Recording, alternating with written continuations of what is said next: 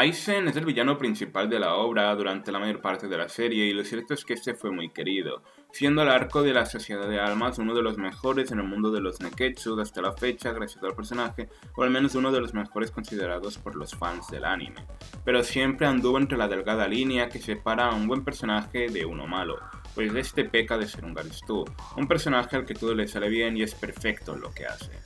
Aún así, la gente lo toleraba, pues cumplía con lo que se esperaba de un antagonista, nos daba momentos muy buenos, agregando tensión, moviendo la trama, y sus acciones se sostenían argumentalmente, sin mencionar que el misterio que lo envolvía lo hacía difícil de juzgar, tema que tomará relevancia más adelante. Sin embargo, la balanza se decantó hacia el lado negativo al desvelarse que todas las peleas y aventuras del protagonista eran parte del plan de Aizen, haciendo que el personaje se convirtiera en una parodia de sí mismo. Podríamos explicar a detalle esta frase, pues en el manga y en el siguiente arco del anime se entenderá mucho mejor, mostrando que aunque la frase es ciertamente ridícula y fuerza que el personaje se vea más meticuloso y por encima de los demás, sí tiene algo de sustento sin ser una ida de olla del autor. Si habéis leído el último arco del manga, seguramente sabréis a qué me refiero. Sigo manteniendo mi idea de que el problema de esta obra no es en sus premisas, sino la forma de presentarlas y desarrollarlas del autor. Esto hizo que mucha gente lo considere un mal personaje, pues como digo, prácticamente era una parodia y su personalidad se basaba en ser inteligente y tener complejo de Dios, por lo que también es un personaje algo plano. Pero, ¿es Aizen realmente un mal personaje? O mucho mejor aún, ¿es este otro más de la larga lista de villanos genéricos que planean dominar el mundo por una razón ridícula? En este vídeo trataré de analizar al personaje mostrando el contexto de Bleach con información de las novelas, databooks, mitología y religión.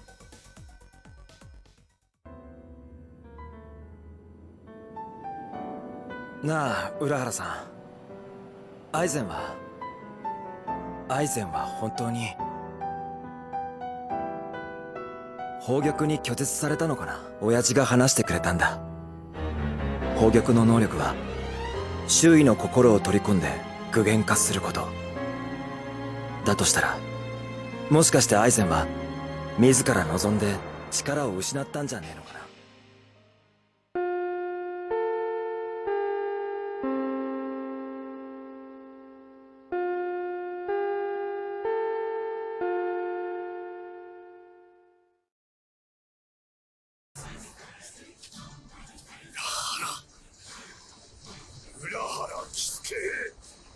私はお前を別除する。お前ほどの頭脳がありながらなぜ動かない。なぜあんなものに従っていられるのだ。そうか、あなたは見たんすね。霊王の存在がなければソウルソサイティが分裂する。霊王はくさびなんす。くさびを失えばたやすく崩れる。それは敗者の理論だ。勝者とは常に世界がどういう特徴をなくどうあるべきかについて語らなければならない。Es interesante la respuesta de Urahara, pues no cuestiona las intenciones del villano, contrario a como venían haciendo todos los personajes hasta ahora, mostrando que en cierto nivel entiende al personaje. En el universo de Bleach, el objetivo de todos los villanos siempre acaba siendo destronar al rey o desafiar la sociedad de almas, es decir, la sociedad controlada por el rey. Cuando exploremos el origen de los dioses de la muerte y la forma de gobernar el mundo de estos, veremos que las acciones de los villanos resultan ser algo más interesantes de lo que parecen en primera instancia. Eso sin tener en cuenta todo el folclore religioso en Bleach, o sea, el sintoísmo y el budismo. Así como algunas referencias históricas, como podrían ser la persecución y expulsión del cristianismo en Japón por ofrecer a los ciudadanos otra visión sobre el mundo y el orden de las cosas, desafiando así las figuras de autoridad de la época. Esto es representado con los Quincy's y el cristianismo de estos, que lo podemos ver en las formas de sus transformaciones, en el nombre de algunos personajes o en los objetos que utilizan como las cruces o las aureolas. El rey espiritual es un ser que nació en tiempos ancestrales donde reinaba el caos en el mundo. Con el tiempo aparecieron unos seres que aún traían más caos en este mundo que conoceremos en un futuro como los Menos. La cosa es que el rey espiritual fue el primer ser con poderes para hacer frente a estas amenazas. Poco a poco empezaron a surgir más seres que hacían frente a este caos también, entre ellos destacándose 5 familias, de las cuales su descendencia solo se controla en el CTI ahora día de hoy, conocido como las 4 familias nobles. Por ejemplo, Byakuya Kuchiki es descendiente de una de estas familias. A pesar de que ahora podían defenderse, al no existir otros mundos no existía la circulación de las almas, causando aún más caos. Es decir, que por no existir, no existía ni la muerte en este mundo ni el concepto de esta. En esta obra el tema de que las almas y su energía circule entre mundos es muy importante. De hecho, el reciente One Shot vuelve a confirmar esto, mencionando cómo las puertas del infierno se están abriendo debido a que la energía en el mundo se está desestabilizando. Con esa excusa, las familias nobles se reúnen para decidir qué pueden hacer. Algunas familias, con ganas de poder, deciden matar 2 pájaros de un tiro, pues llegan a la conclusión que lo ideal sería crear otros mundos, ya que la razón de que exista tanto caos en este único mundo es principalmente la presencia de tanta energía concentrada en un solo punto, creando así la muerte, pasando a ser conocidos por ese motivo como los dioses de la muerte. Pero para ello antes necesitaban crear de distintos mundos, como el hueco mundo, el infierno, el mundo humano, el mundo de los shinigamis, la dimensión del Dangai, etc. Hay gente que cree que esto se trata de una alusión al concepto budista de la rueda de la vida. En esta rueda figuran las corrientes de la existencia fenomenal, conocidas como el samsara y el seno de la ilusión, Maya. Abrazando completamente la rueda aparecería un demonio que es conocido como Yama, el señor de la muerte, que engulle y da nacimiento una y otra vez a las criaturas de los 6 modos de existencia posibles: dioses, demonios, titanes o asuras, hombres, animales y espectros hambrientos y moradores del infierno. Cada uno de los mismos es representado por un segmento de la rueda, según se ilustra en el esquema que estará apareciendo en pantalla. Esta rueda simboliza también la tierra y la rueda del karma, que según sus propios textos budistas muere de día y de noche, y por ella transitan de todo cuanto vive en ella. El Buda es el ser ya libre de estas cadenas de sufrimiento. Como podéis imaginar, todo esto lo he sacado de la Wikipedia. Pero para construir y mantener dichos mundos donde mandar dicha energía, necesitaban de una fuente de poder, es decir, el rey. Como estas familias tenían miedo a que en un futuro el rey se rebelara en contra de ellos o tuviera ideas comunistas y fuera imposible de controlar o les arrebatara el poder, deciden sellarlo y quitarle partes de su cuerpo, pues incluso estando sellado el rey era capaz de mantener dimensiones enteras tan solo con su simple poder espiritual. Solo una familia se opone a ello, pero no sirve de nada, pues el rey mismo acepta sacrificarse y ser un esclavo sin voluntad por toda la eternidad, sin estar vivo ni estar muerto al estar sellado. Por cierto, en la actualidad solo hay 4 familias nobles, como mencioné antes, siendo la quinta la familia que se opuso, el clan Shiba. Una de sus miembros fue quien ayudó a Ichigo y a su grupo a ingresar a la Sociedad de Almas para rescatar a Rukia. Según lo ve Urahara, esta es la mejor opción, el ser una figura neutral de poder infinito y dejar que la gente actúe en un libre albedrío, para evitar el estado original del mundo lleno de caos. O, si nos basamos en la inspiración budista de la obra, el rey puede ser una metáfora del orden y el balance, pues se trata de un ser que al estar sellado no está vivo ni está muerto, escapando así de la rueda de la vida, reencarnaciones y sufrimiento, es decir, alcanzando la iluminación siendo un Buda. Siendo esta información algo que se mantiene en secreto, de ahí que esa conversación entre Urahara y Aizen se vea tan misteriosa. Como todas las cosas interesantes en Bleach, Tite Kubo siempre las deja para el futuro, novelas o databooks en lugar de hacer su obra más interesante cuando hace falta, en lugar de ofrecer cientos de batallas que a nadie le importan, siendo esta la razón por la cual los shinigamis parecen decidir qué ocurre en el mundo e imponen sus reglas arbitrariamente, tomándose la potestad de llevar a cabo genocidios si es necesario, como ocurre con los Quincy's. Aunque luego Tite Kubo expande su universo y mete a las brujas en Europa, y seguramente en un futuro habrá chamanes en África y Latinoamérica y empresarios capitalistas en Estados Unidos, algo así como en Kakegurui. Por eso Aizen odia al rey, pues a pesar de ser casi omnipotente, tal y como Aizen desea ser, es un simple títere sin voluntad alguna y a raíz de eso, el mundo es gobernado por seres inferiores, que a su vez siguen ciegamente un orden preestablecido sin cuestionarse absolutamente nada, o buscar ir más allá o superarse ellos mismos. Mucha gente cree que todo esto es una referencia al superhombre de Nietzsche, pero personalmente no lo creo, aunque puedo entender un poco de dónde viene esa idea y confusión a mi parecer.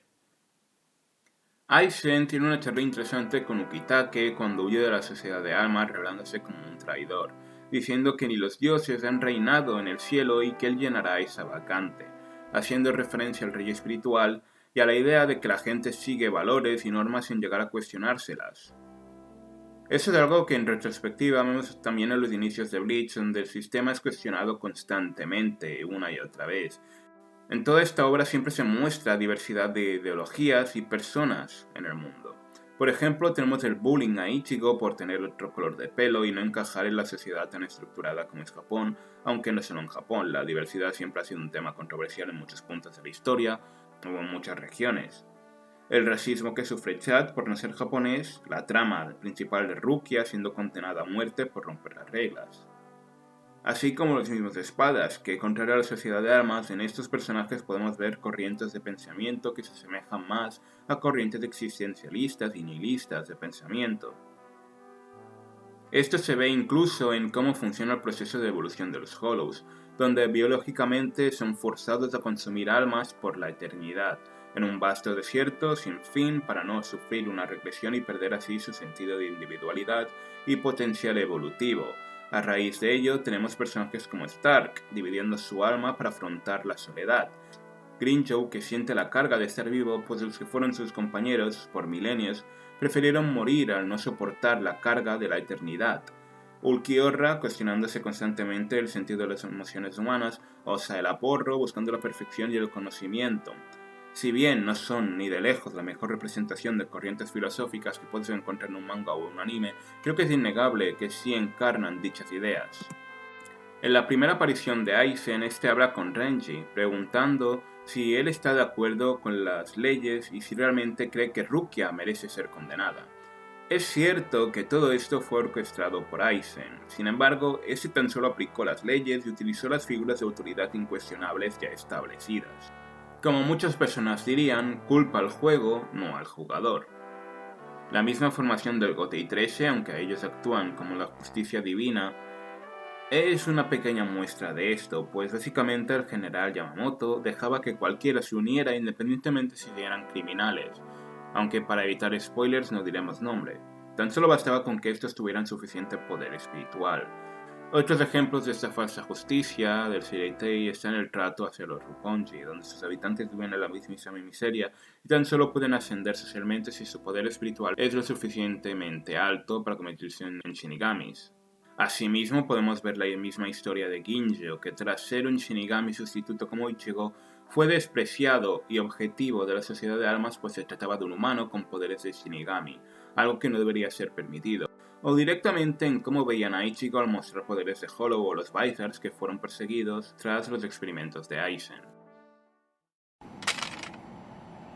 イチゴが戻るまでか。随分と信頼しているんだね、あの少年を。理解でけへんやろ。仲間すら信じひんお前にはの。信じるということは頼るということと同義だよ。それは弱者の行いだ。あんだけ手下引き連れたやつがよう言うわ。私は部下たちに自分を信じろなどとただの一度も言ったことはない。共に来いとは言ったが、信じて共に来いなどとは言わなかった。常に私を含めた何者をも信じるなと言って聞かせた。だが悲しいことにそれを徹底できるほど強き者はそう多くない。全ての生物は自分より優れた何者かを信じ猛獣しなければ生きてはいけないのだ。そうして信じられた者はその重圧から逃れるためにさらに上に立つ者を求め、上に立つ者はさらに上に信じるべき強者を求める。そうして全ての王は生まれ、そうして全ての神は生まれる。まだ私を信じるなよ、平子真司。これからゆっくりと信じる神が誰なのか教えよう。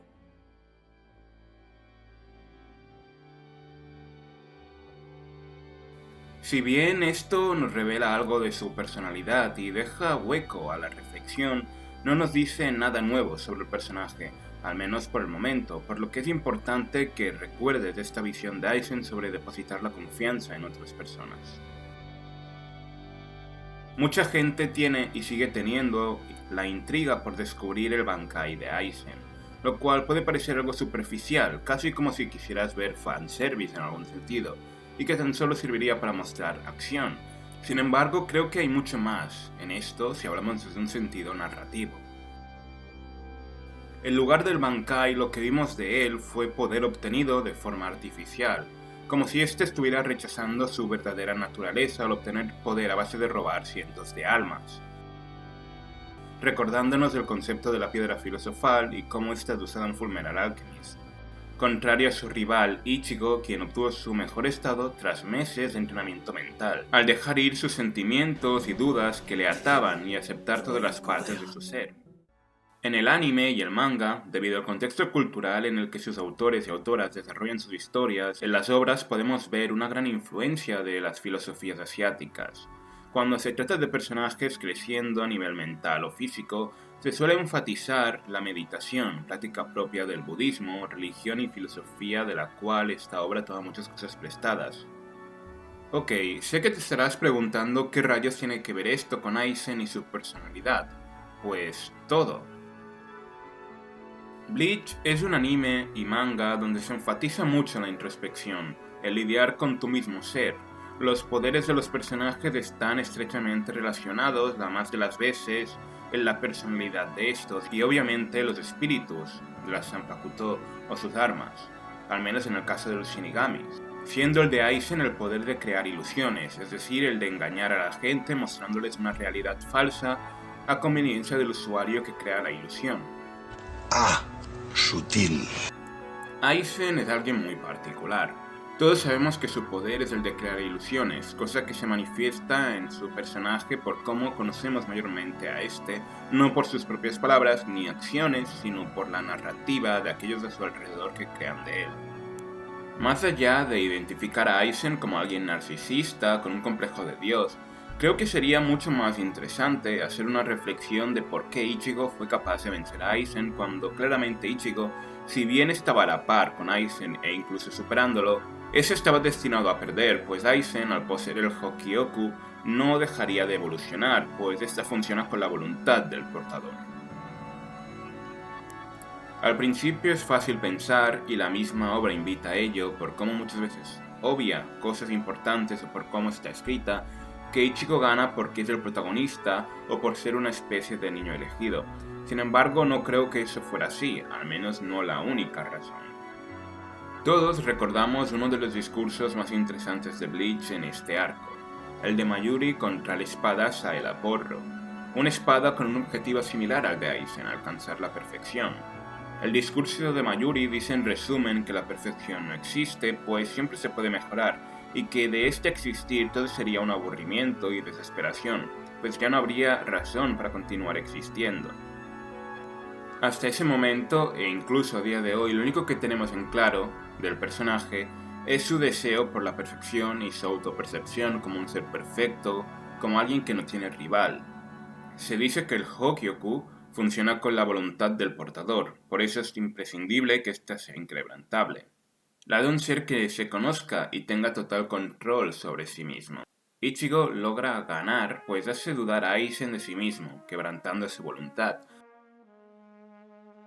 Esto nos remite a su charla con Hirako Shinji, donde expone su pensamiento en lo que hace inferiores a las demás personas, es el no confiar en ellos mismos y depositar su confianza en otras. Irónicamente, Aizen antes de este combate es traicionado por Jin, mostrando ira en ese momento contrario a su actitud calmada de «todo era parte de mi plan». Aizen, cuando es traicionado por Jin, nos revela que siempre supo que Jin le iba a traicionar. Sin embargo, la reacción de Aizen no cuadra con la lógica de este personaje. Esto es algo que también podemos ver durante su combate contra Ichigo, a pesar de estar viendo la realidad de que Ichigo le estaba superando, o de que éste no comprendía sus poderes. En las novelas, el mismo Aizen revela por qué acabó con Tousen cuando éste estaba a punto de morir.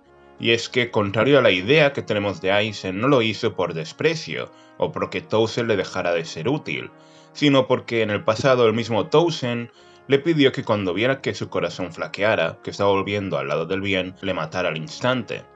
Es decir, compasión. Un aviso de que su voluntad y sus palabras de no confiar en nadie no eran inquebrantables, que ni él mismo se llegó a cuestionar su propio discurso. 君の狙いなど知った上で私は君を連れていた。君が私の命をどう狙うのかに興味があったからだ。Claro, claro. Vale. En Bleach, las peleas más importantes, más allá de la acción, siempre acaban girando en torno hacia un choque de ideologías, ya sea Ichigo contra Kenpachi, Byakuya, Grimmjow o Ulquiorra. ¿Qué significa el poder? ¿La vida tiene algún sentido? ¿Hay razones para avanzar? ¿Qué es lo más importante en la vida? Sin embargo, Aizen, para ser vencido, tan solo necesitó enfrentarse a la realidad y a sí mismo. Y puede que estés pensando que todo esto me lo estoy inventando, lo digo para que así todo esto cuadre con mi argumento, o que el vídeo se vea más profundo o bonito. El mismo Ichigo, tras Aizen ser sellado, tiene una conversación con Urahara donde le dice que en su combate, al chocar espadas con Aizen, sintió la soledad de este, y sinceramente no creo que este diálogo sobre un personaje con un ego desmedido esté ahí por ninguna razón. En los mismos databooks, tiempo después, se nos revela esta información. Esto, junto con la traición de Jin, su desprecio y respeto por Urahara y su complejo de Dios, vendría a decir que Aizen lo que más deseaba en su subconsciente era un compañero que estuviera a su nivel. O a lo mejor todo esto estaba en su subconsciente. Por ello pierde el combate sin darse cuenta de que lo perdió por sus propios medios.